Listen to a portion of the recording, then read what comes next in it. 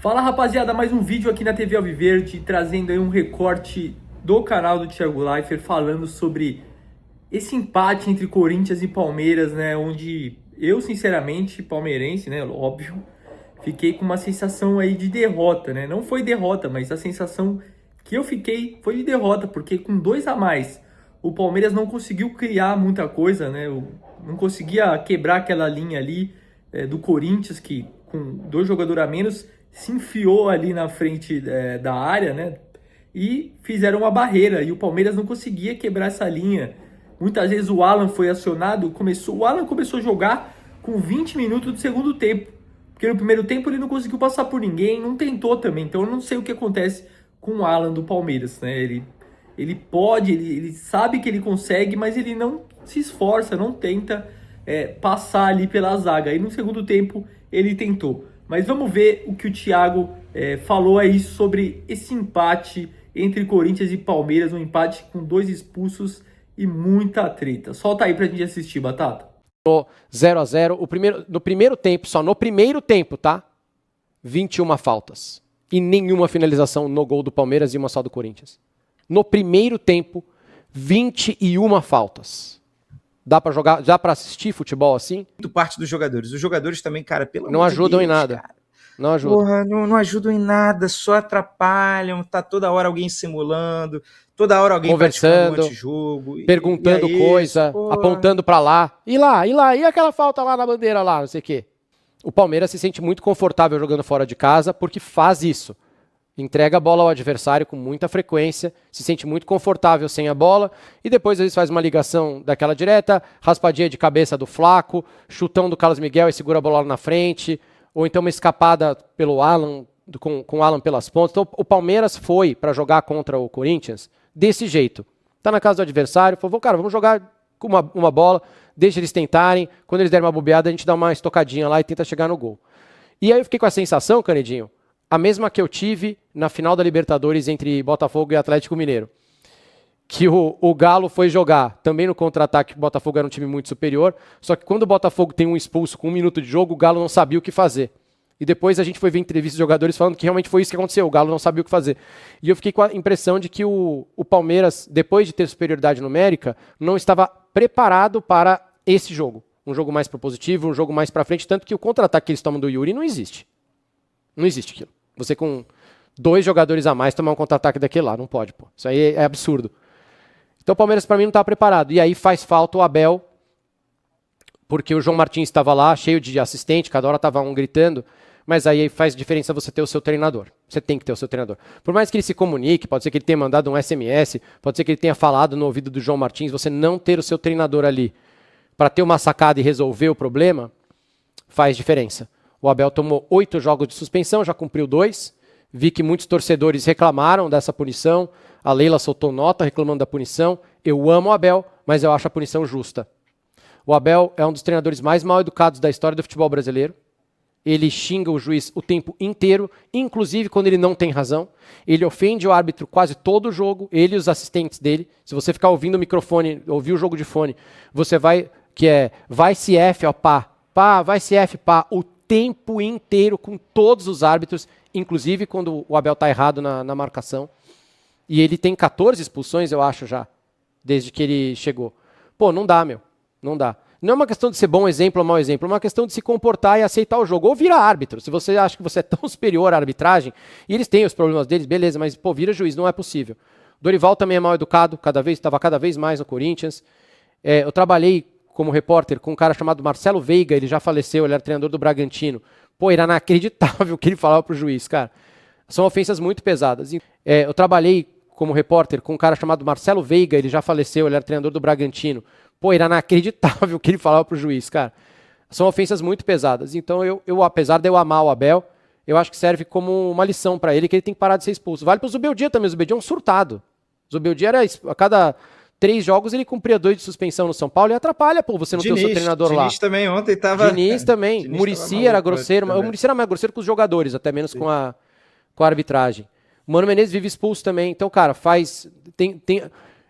Eu entendo a comoção, falar, pô, nunca deram 8 jogos, mas tá na hora de dar uma acalmada, velho. Eu acho que o Palmeiras ele foi extremamente conservador, mas não exatamente nas substituições. O Palmeiras estava sem o Aras, suspenso, o Vitor Roque ainda não voltou da lesão e tudo mais, então você olha para o banco do Palmeiras, de fato, não tinha muita gente para entrar. Todo mundo que não entrou, ou era goleiro, ou zagueiro, né? Ou tinha 16 anos, ou tinha 17 anos, que às vezes acontece. Ou o Riquelme e Felipe, né? O Palmeiras até poderia ter feito mais uma substituição. Mas o ponto é, os jogadores do Palmeiras ou pareciam não saber o que fazer com a bola nessa situação, o que é algo muito grave, ou o Palmeiras estava simplesmente num banho-maria. Pô, já ganhamos aqui esse ano na Neoquímica, se eu conquistar um empate aqui hoje tá de boa, né? Não acho que o plano, então é isso mesmo, o plano era esse. Acho que o plano era esse. Para mim seria mais grave ainda. Mais grave ainda. Esse. Né? O Gustavo Gomes poderia ter virado centroavante muito antes. Aliás, ele poderia ter levado um cartão amarelo muito antes. A quantidade de jogador que poderia ter levado amarelo no jogo, brincadeira também, né? Porque os jogadores também não se ajudam. O Mateuzinho deveria ter sido expulso antes, ou ter tomado 2 amarelos antes. Né? Ele demorou muito a levar o amarelo. O Mateuzinho fez... O Gustavo Gomes, aquela cabeçada... O Mateuzinho... Aquela cabeçada ali do Gustavo Gomes também. A cabeçada do Gustavo Gomes foi bem sem noção. Foi na nuca do... Acho que foi do Yuri, não? Não lembro quem tava na disputa de bola com ele, mas ele deu uma cabeçada em alguém, assim, nada a ver na lateral, né? Deu uma cabeçada... Ele não ia afastar a bola ali. Ele não ia acertar a bola. Foi muito estranho aquilo. Muito perigoso. Foi muito perigoso, ruim. Muito perigoso. Mas o Mateuzinho, eu tinha até anotado o nome dele aqui. No final do primeiro tempo, ele já tinha tentado cavar uma expulsão ridícula, que ele se joga nas costas de alguém e cai pra trás, assim, ele tava completamente descontrolado, o Mateuzinho. O carrinho dele no Flaco. O carrinho foi no Flaco, e assim, se o VAR chamasse, podia chamar, porque foi bem acima, a perna dele tava levantada, ele foi na canela do Flaco, ele não foi bem no pé, não. O Mateuzinho deu muito mole. Teve essa, teve mais uma. Teve uma... Uma ombrada no pescoço de alguém. Não, o puxão ele tomou um amarelo, que ele segura alguém na disparada da esquerda aqui, ele toma um amarelo. Mas teve uma que ele tava protegendo a bola também, que ele começa a fazer assim com o braço e ele acerta o pescoço do amiguinho, que era pra amarelo também. O Mateuzinho tava muito descontrolado. Mas é a pilha, né? Quer fazer bonitinho pra torcida, quer fazer bonitinho pra organizada. É a pilha. Não tem jeito, mas fez hora extra, tá? Lutar até o fim, fez. Não, o jogo assim foi bem feito também por isso, né? Não só pelo tempo de bola rolando, mas assim, jogadas... Acabou que a gente nem falou até agora da expulsão, que a expulsão, acho que foi mais um mole do que... Só para eu terminar do Abel, que eu esqueci, o STJD também usou o vídeo de um dublador para falar o que o Abel disse. Aí não pode, STJD. E o Canedinho é minha testemunha, que eu sempre fui contra os dubladores. Aqui é muito tempo. Falei que ia virar prova um dia, falei, enquanto tiver no entretenimento, show, falei para vocês, enquanto tiver, mas falei, já vão usar em tribunal, não falei? Eu cantei essa bola pra vocês. Pô, não pode. O dublador, ele não é profissional disso, ele é um ator que tá dublando. Tem um vídeo muito legal, acho que é do Neymar, até na internet circula, que é a mesma frase do Neymar 5 vezes, só que em 5 o cara coloca 5 frases diferentes e parece que ele tá falando 5 coisas diferentes. Usar um dublador qualquer, que nem é dublador profissional, não é um cara de leitura labial, não é nada, não é um perito, usar como prova, eu acho ruim. E era a minha reclamação aqui desde o começo. Estavam usando, os caras dublam de costas, pô. Tem jogador sendo dublado de costas nesses vídeos, é entretenimento, não dá pra usar pra punir treinador, né, meu? Aí não, mas acho a punição do Abel justa. E sobre a expulsão do... Pô, não é possível, cara. Vai, vamos lá. Ei!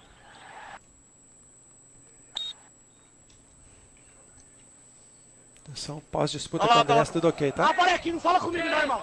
Aí, chega daí, Gustavo. Não fala comigo não, irmão. Eu gosto disso, hein? Fala. Eu não vi. Calma. Volta aqui nesse 49 aqui, esse aqui, ó. O VAR foi bem, porque o VAR já sacou na hora o que tinha acontecido, até pelo histórico do Corinthians. Né? Bom. Aí, isso não, aí, já foi. Depois uma possível mão no saco. virou frase normal, Canedo. Virou normal, virou uma coisa corriqueira do VAR. Virou possível mão no saco, virou uma regra. Possível mão no saco. Recomendo revisão para possível mão no saco, ok? Uma possível mão no saco. Olha lá, virou. O André fez um gesto de pegar no Aqui, ó. Aqui, Olha lá, ó. o Esse árbitro aqui, ó. falando cacete. O árbitro fez um gesto. O árbitro também. Caraca, é uma das regras. Possível mão no saco. Olha lá, até o árbitro. Ele botou a mão no saco, hein? Esse aqui, ó. Esse aqui, Ele ó. narra. Isso aí, ó. Aí ele tá olhando pro cara e fala aqui, né? Vamos ver. Faz o gesto, tá? Ó. Ele tá apontando pro André. Esse Pega contato pra não foi nesse. O contato que teve com os jogadores não Volta foi um aí pouquinho nesse antes, tem ponto. esse Vê se não é uma dor, alguma coisa do tipo. Vê se não é uma dor, é muito bom. Tá, a gente Não copiou, tem, a gente já Thiago, tá não tem analisando. jeito. É o time do ovo, não tem jeito. Analisa se tem um contato. O time do Tem ovo é essa bom. mão. Flávio, eu recomendo revisão que tem esse gestual dele botar a mão no saco, olhando pro Andréas, ok? Como se estivesse incitando essa questão. Encheu do a gesto. boca pra falar. Não é possível que isso tenha virado frase de VAR, cara. Possível mão no saco. A reação do André foi muito de quem fez besteira. Porque se eu sou injustiçado nesse caso, com o Prestiani lá no Benfica, tá? Se eu tô sendo injustiçado, eu ia Truco. eu ia ficar doido. Eu ia deitar no campo e falar, vocês vão, chama a polícia pra mim. Eu não saio daqui, você chama a polícia militar. Você chama a polícia militar. Eu não saio. Não, eu ia puxar aqui. Depois tem o lance do Flaco na área, já no fim do jogo, em que ele deixa o braço. Então, eu não na vi. minha opinião também. Eu não vi, assim, eu vi a imagem uma de câmera longe. de cima. Pois é. Aí falaram, o VAR não chamou. Talvez o VAR tenha feito uma checagem silenciosa e a gente não sabe, chat. Porque agora a CBF não posta mais a checagem silenciosa. No ano passado, a pedido acho que foi do São Paulo. Até eles estavam postando todas as checagens de VAR, o que ajuda Não, bastante. foi o pênalti escandaloso lá do Palmeiras e São Foi Paulo. o pênalti escandaloso, Foi é verdade. por conta Do Ramon daquele Abate lance. Abel. Tem razão, verdade. Eu até gostaria de ver se checou ou não. No ângulo que mostraram, pra ser bem honesto, tem um movimento de braço do Flaco, mas eu não sei se pega. E o Bidon, ele é muito presepeiro. O Bidon adora fazer esse tipo de lance aí. O Bidon se joga no peito do Flaco, nas costas do Flaco, e depois o Bidon se joga em cima do Flaco de novo, e o Flaco tava fazendo assim. Eu não sei se pegou. Ninguém me crava ali que pegou. Vocês cravam que pegou? Eu não consigo cravar que pegou Talvez naquele tenha ângulo. sido lance de amarelo também. É, Lance amarelo. de amarelo. Porque o Bidon se joga em cima Mas dele. o Flaco Bidon... também... Mas o Flaco no jogo todo também, ele estava se estranhando ali também. Talvez ele pudesse já ter recebido 2 amarelos, ou aquele seria o segundo, enfim. E o Palmeiras também tem razão de reclamar do pênalti. Aí, antes da segunda expulsão, pô, o Gabriel Paulista, ele não... Cara, ele faz o movimento de tentar chutar a bola, ele chuta, ele não acerta a bola, acerta só o pé do Sousa. É pênalti, pô. É pênalti. Eu acho também que foi ano passado, acho que foi um lance do Vasco também. Vocês talvez lembrem.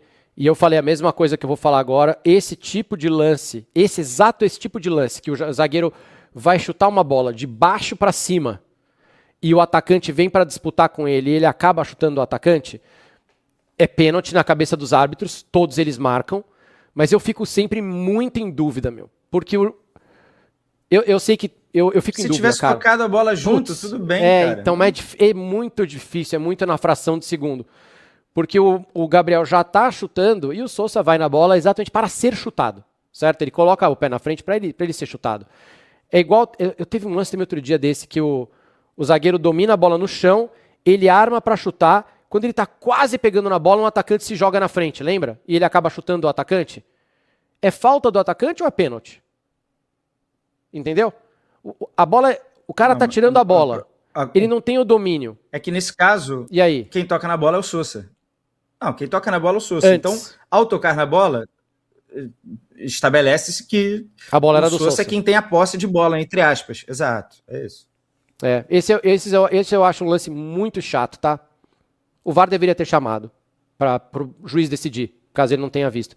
Mas você vê que eles ficam conversando, né? Você vê que eles ficam trocando ideia. Você fez o quê? Você fez não sei o que lá. No VAR do Mateuzinho, esse eu escutei hoje de manhã. Ele fica... O que você fez? Você deu amarelo por quê? Mas o que você viu? Então não tinha que ter isso. O VAR não tem que conversar com ele. Ele fala assim, ó, é vermelho direto, recomendamos revisão. Pronto. Sei lá, o que você viu, por que você deu amarelo? Você deu amarelo ou não deu? Ah, deu, então não precisa, pô. Esse aí talvez chamar o árbitro, se ele não viu, chamar para revisar. Mas esses eu fico eu acho tão difícil esse, cara. A linha que separa a falta no zagueiro, o atacante colocar o pé na frente para ser chutado de propósito, quando a bola tá mais, o zagueiro ele já tá no movimento para tirar, ou de ser uma disputa. É difícil, cara. Não, é difícil. Você achou pênalti então, Canidinho? Canidinho crava pênalti. Vocês acharam pênalti, chat? Eu achei. Agora o Palmeiras joga nessa quinta-feira contra o Sport Cristal em casa e depois pelo Brasileiro pega o Atlético Paranaense. Deixa seu like aí, se inscreve no canal, tamo junto, Valeu, rapaziada.